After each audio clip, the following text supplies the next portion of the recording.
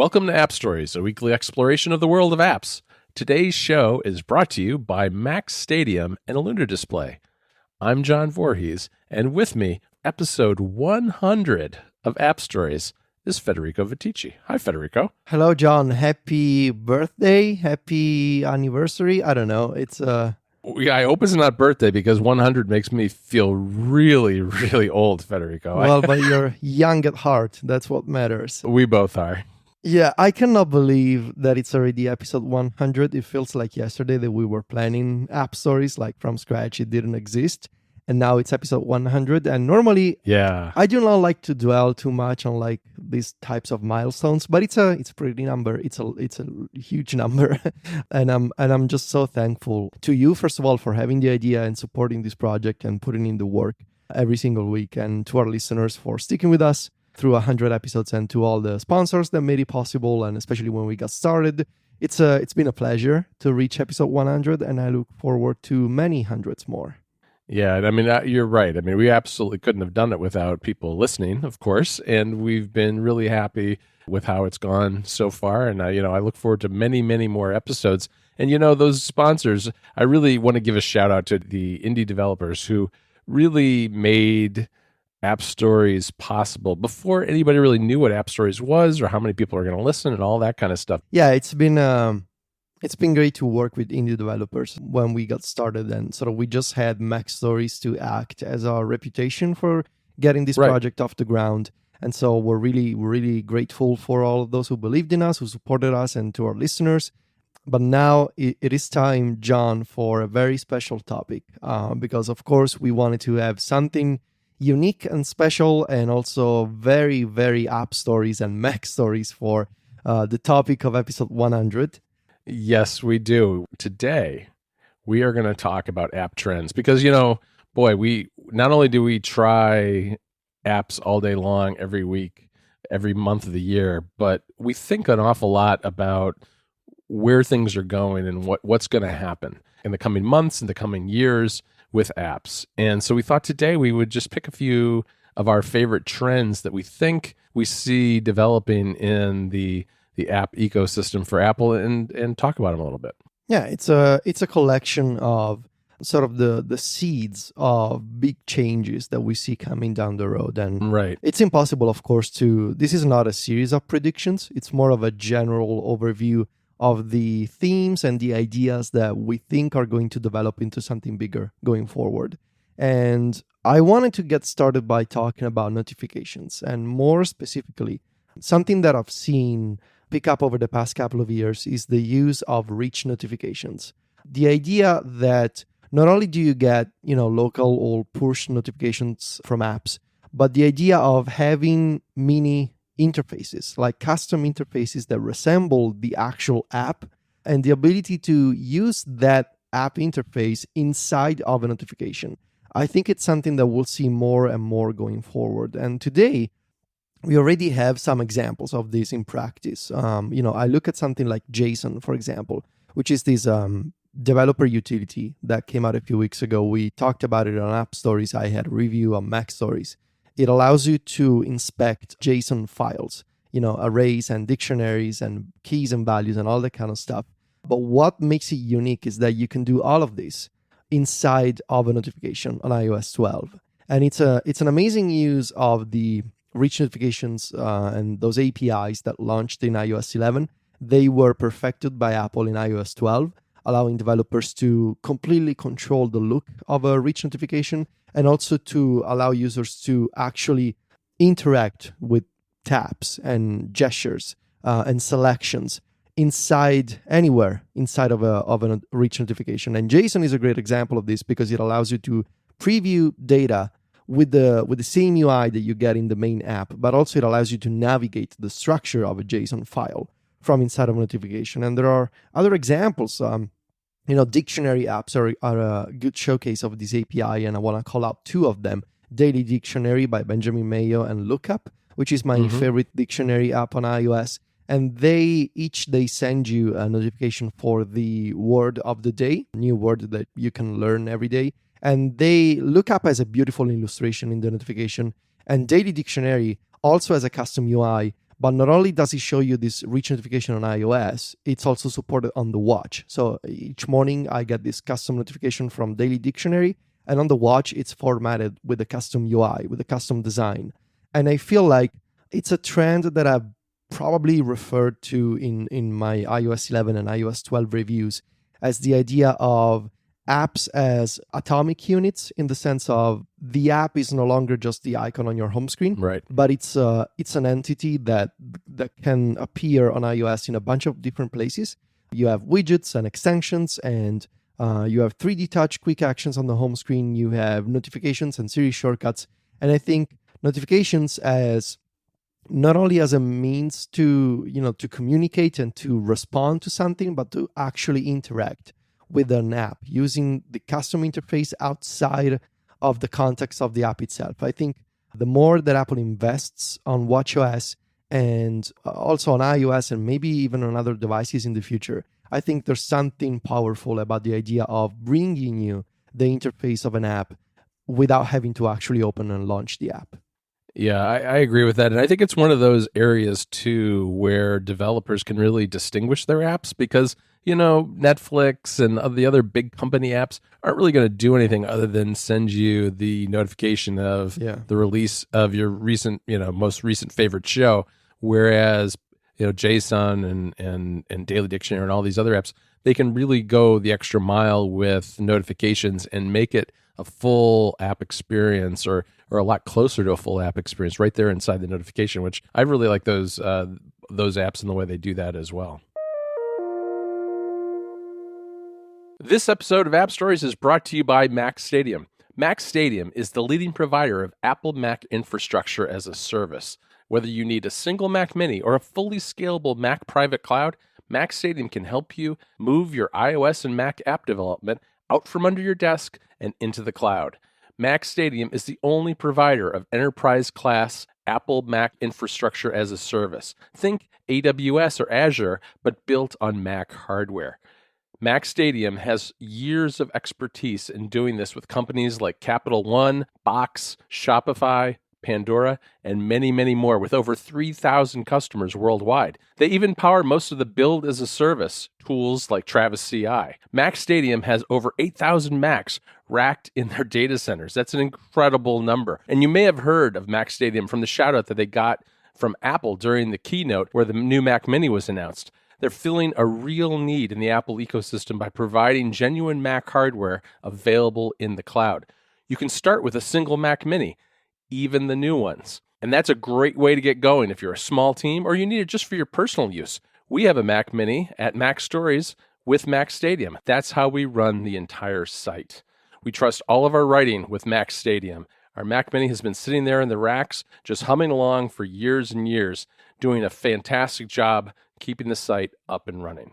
But maybe you need more than just one Mac Mini, and they've got that too. Mac Stadium can provide fully scalable private clouds that can go from one Mac to thousands with dedicated firewalls, super fast storage, and a global footprint in data centers all over the world. And with Mac Stadium, you get private, dedicated hardware and the same level of security you would get at AWS or Azure. In other words, they have a whole bunch of security certifications. Want to move your iOS and Mac app development to the cloud? Talk to Mac Stadium.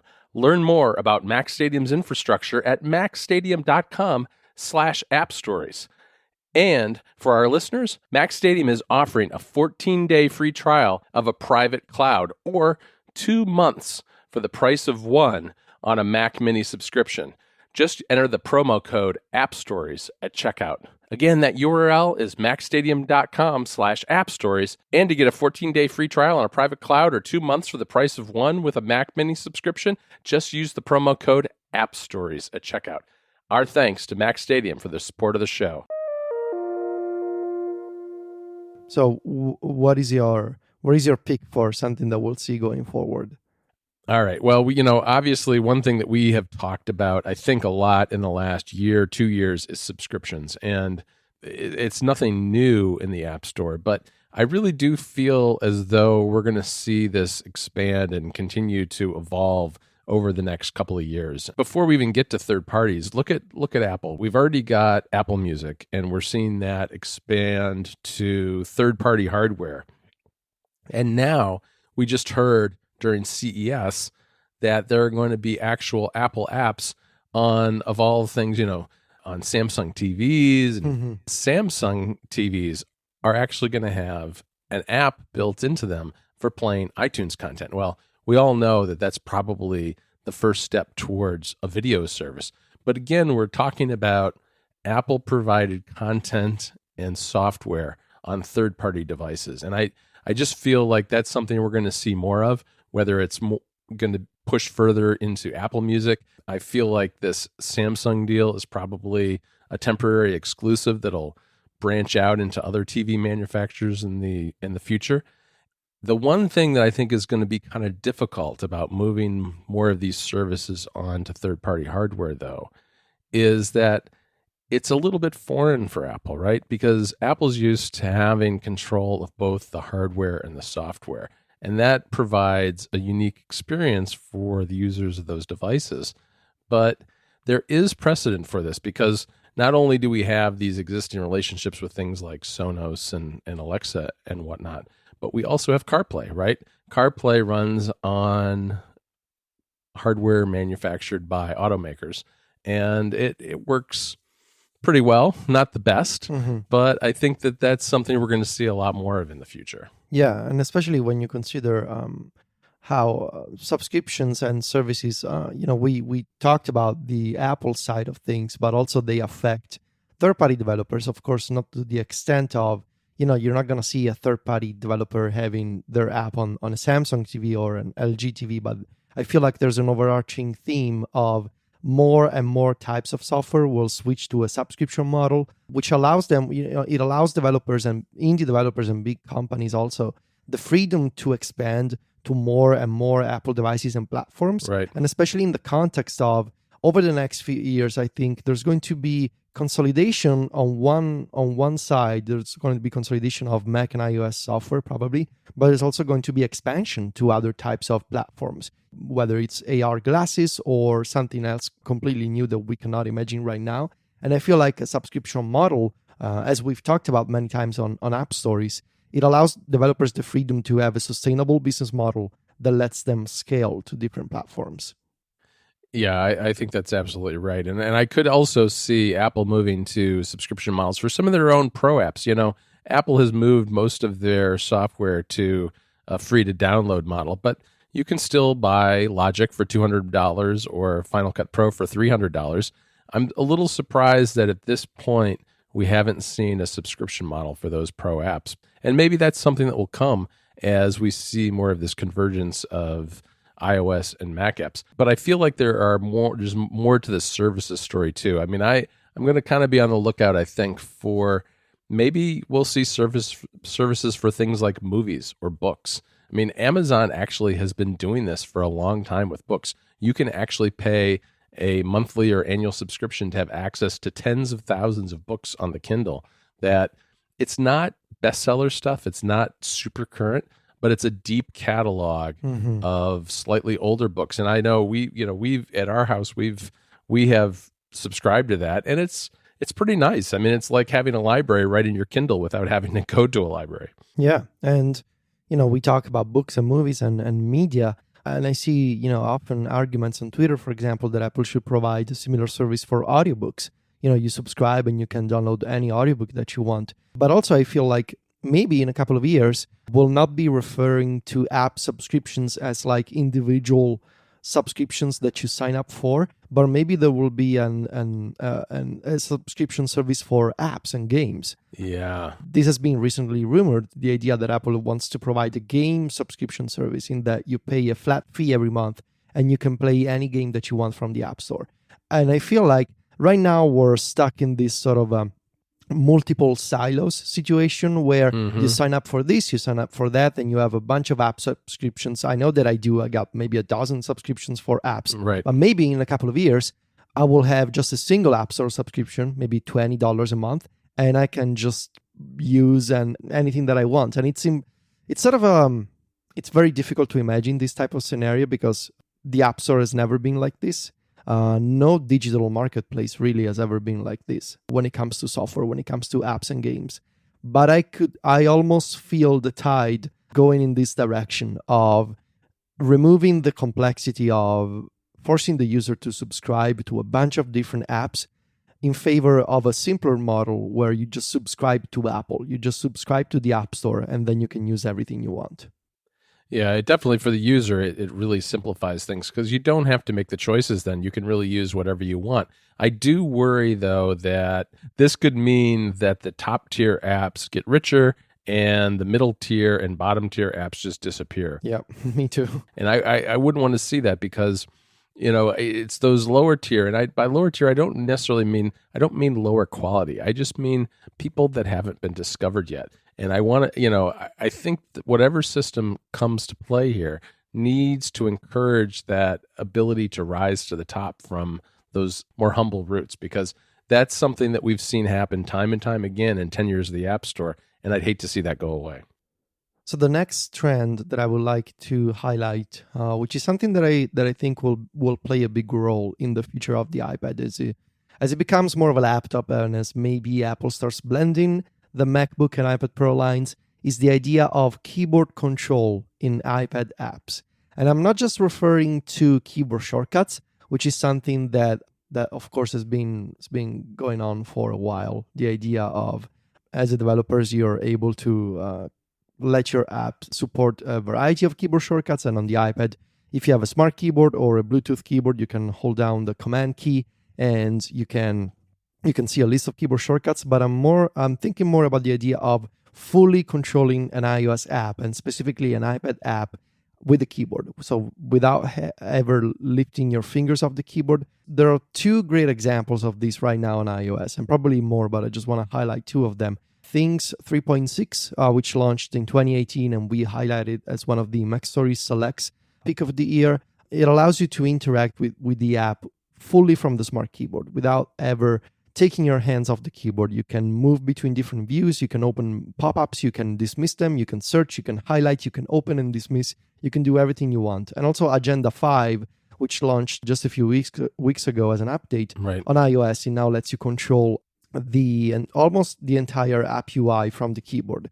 And so I think as Apple starts maybe creating a shared app platform between the iPad and the Mac, and as maybe, the company starts blurring the lines between what is a MacBook and what is an iPad Pro, I think it becomes an essential feature to have for iPad apps to be able to fully embrace the keyboard. So without forcing the user to always reach out to the screen and tap, I think keyboard navigation and keyboard control from the smart keyboard or any external keyboard on iPad, I think it'll be one of the essential pieces to make sure that this transition, this new blend between Mac and iOS apps can actually exist and can actually be useful. Yeah, I think that intersection between the iPad Pro with a keyboard attached to the laptop is probably one of the most interesting spots in Apple's lineup right now to see where things are going. At the end of the day, maybe the only real distinction ends up being the difference between whether your keyboard is detachable or not. I hope that we're going to see more of these types of updates this year with the whole Marzipan project, whatever the name is going to be. Because if you're an iPad app developer and you want to bring your app to the Mac, those Mac users expect to be able to control an app from the keyboard. And not only do they expect it, they have to, because there's no touchscreen on the Mac. Right. So I think that more and more iPad developers will be essentially forced to fully support the keyboard if they want to make sure that their iPad app works on the Mac. And at that point, if you gotta do the work for the Mac, why not just do it for iOS as well? This episode of App Stories is brought to you by Lunar Display. I'm really glad to have Lunar Display back as a sponsor because Lunar Display is one of my favorite accessories to come out in the last year or so for the Mac. It's really amazing. They make the only hardware solution that turns your iPad into a wireless display for your Mac. That means that you have a second display that's super portable with basically zero lag and gorgeous image quality. Just the other day, I was doing some work on editing a podcast, and I have a couple of Mac apps, that I use to process the audio, and I didn't feel like sitting at my desk. So all I did was grab my iPad and connect with a Lunar Display to use those Mac apps right from my iPad Pro while lying on the couch. It was fantastic. It's a great way to free yourself from the chains of your desk, move around your home, and still get work done. Setting up extra screens can be super fiddly, but you know what? Lunar Display couldn't be easier. Just plug in a small bit of hardware into your Mac and you're good to go. Plus, everything works over Wi-Fi. But you're a busy person, so you might be traveling without a Wi-Fi connection. No worries, you can just connect your iPad with a USB cable too. It's super simple to set up, and you'll love the extra screen real estate. Lunar Display is a complete extension of your Mac. It supports external keyboards as well as the Apple Pencil and touch interactions. It basically turns your Mac into a touchscreen device. And the all-new Liquid Video Engine brings significantly reduced latency and a faster screen refresh rate. Listeners of App Stories can get a 10% discount on the Lunar Display. Just go to lunardisplay.com and enter the promo code AppStories at checkout. That's lunardisplay.com and the promo code AppStories at checkout. I've got 2 of them myself. Go there now to upgrade your setup. You're going to love it. lunardisplay.com and the promo code AppStories to get 10% off. Our thanks to Lunar Display for supporting the show. I want to talk a little bit about app convergence because this is that's a good one. This is what Marzipan's all about, right? We've been talking about this on and off for months now. And to me, part of why we are where we are is the success of the iPhone itself, because the iPhone is just such an incredibly large marketplace that as a developer, you look over your shoulder and you look at what's going on over on the iPad and you look over and see what's going on the Mac, and it's just tiny compared to the iPhone. And I think that that's really been a drag on the development of the iPad and the Mac.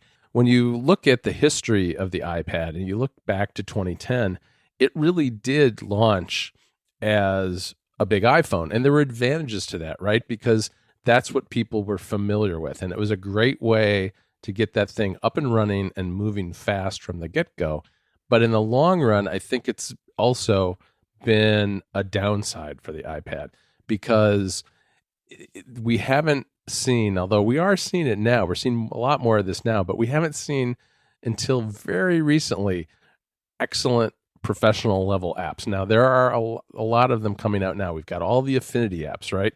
We have Luma Touch. We have all kinds of things that are coming out that are really starting to show what's possible on an iPad, but that market is still really small. And I think that that's at least in part what Marzipan is all about. It's not just let's take iPad apps and paste them onto the Mac. Sure, that's what it looks like today with some of these apps that we have in Mojave.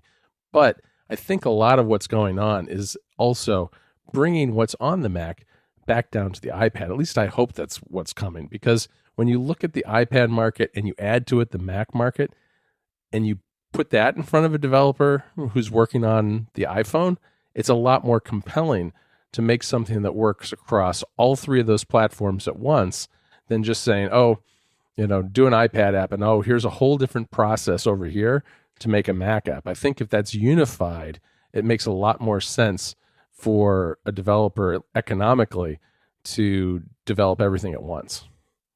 Yeah, and this is one of the things that I'm most excited about. And I think this idea of converging the Mac and iOS in terms of an app platform is going to reveal a deep divide in the Apple user ecosystem. It sure will. I feel like this will reveal 2 types of users and 2 types of even to take this a bit to sort of meta context of this discussion. Mm-hmm. It'll reveal those journalists that they come from a different era and those who have been adapting to iOS and the iPad.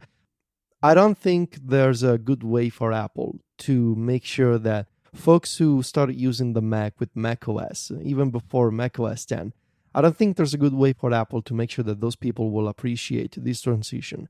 I still think they should do it, though, because I strongly feel that iOS is the future, and I strongly feel that Apple has made a decision in the sense that the iOS ecosystem, from a technological perspective, from sandboxing to the way that interfaces work and are designed, and the style and the general interactions. I feel like iOS apps, the numbers of the iOS App Store, they speak for themselves. iOS apps have won. I still think there's going to be a lot of work for Apple to make sure that they can build a platform that shouldn't abandon what makes the Mac great, what makes the Mac a powerful workstation, but I still think they should do it. They should try and find ways and find tools and work with developers to make sure that iOS apps can become Mac apps. I think it's easier for an iPad app to become a Mac app than the other way around. Right. And I also think we're going to be talking about this for the next few years. This is going to be one of the key topics, one of the key trends that we'll observe on Mac stories and on app stories in the future. It's going to be a bumpy transition at best, just because there's going to be this fundamental divergence in opinions between folks who are used to the Mac and folks who are used to iOS. It's going to be fascinating to see the reactions to this, and I think with WWDC coming up, this should be one of the, from a developer perspective, this should be the main announcement. Right. How is Apple going to frame this idea of you're going to take your iPad apps and make them Mac apps because we want to make the Mac a more vibrant ecosystem. I don't know what to expect right now, but this is the Mac feature that I'm most excited about in years, probably. Yeah, me too. I mean, we've already been talking about this for a good year now, since the first leaks of the name Marzipan came from Mark Gurman at Bloomberg. And I agree with you. It's going to be harder for the Mac to trickle down to the iPad, but I feel like once we have the iPad on the Mac, there is going to be some cross-pollination there, and I'm hopeful that we'll see some benefits on the iPad side too.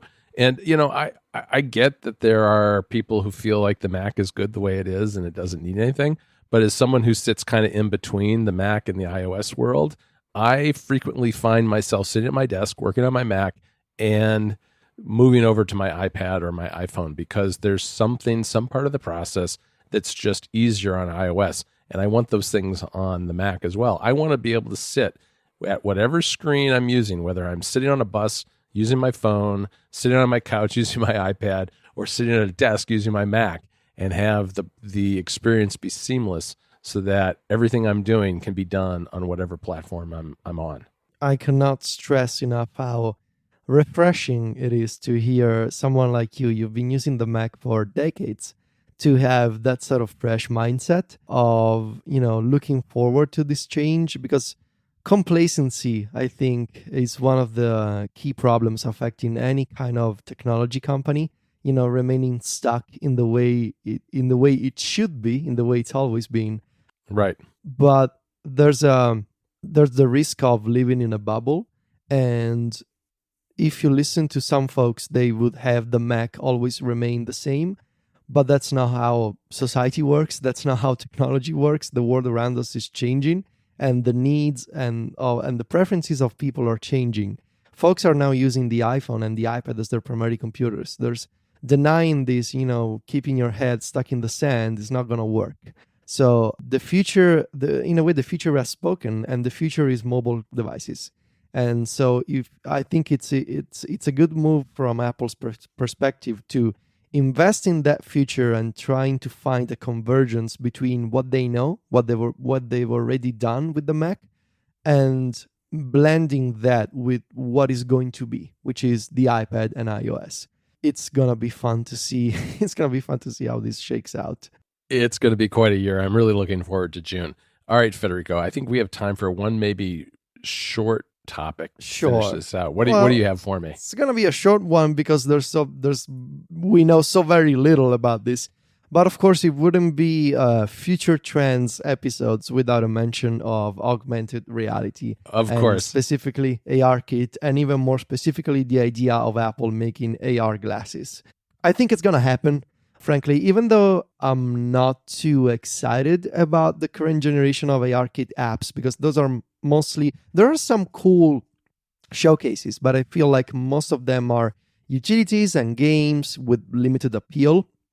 But I'm very optimistic about the idea of using AR to augment productivity, to augment our lifestyle in a more meaningful and practical way. I think, for example, of the idea of why would you need to buy a monitor, like a physical display for your desk or a computer, when you can just simulate the monitor in front of your eyes using glasses? Why would you want to set up a big desk with a big display when anything can be a display? Right. Or the idea of, right now, if you want to go somewhere and you want to walk to that place, you got to keep your head down and look at your phone. But what if directions and information and context and data could be right in front of your eyes with glasses? So that's it sounds like a far off future. I don't think it is. I think it's something that, of course, we're going to see in our lifetime.